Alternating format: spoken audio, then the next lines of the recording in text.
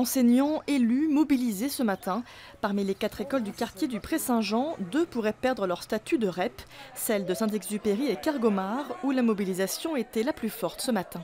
Ici, on est quand même dans un quartier assez particulier, un peu défavorisé. Il y a beaucoup d'enfants qui ont besoin d'être soutenus scolairement et que si on leur enlève ce statut, ça va être encore un grand gâchis. Et on veut que nos enfants réussissent, nous aussi. Les habitants se mobilisent également pour les enfants du quartier. Annie représente le conseil citoyen du Pré-Saint-Jean.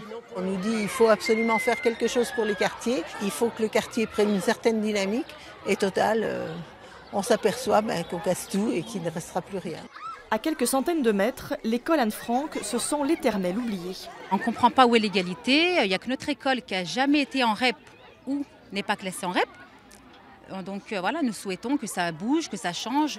Comble pour les parents d'élèves, l'école Cortot, toute proche, a intégré le dispositif REP à la rentrée dernière. Les élus demandent donc de la cohérence dans les choix du rectorat.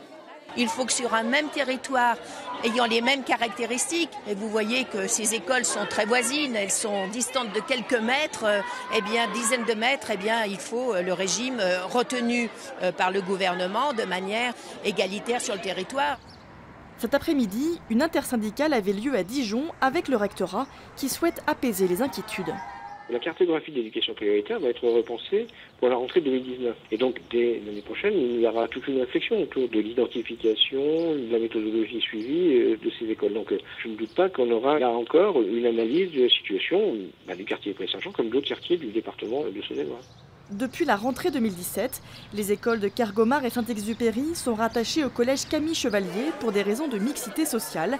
Cela pourrait changer en 2019 à la faveur de la refondation de la carte scolaire.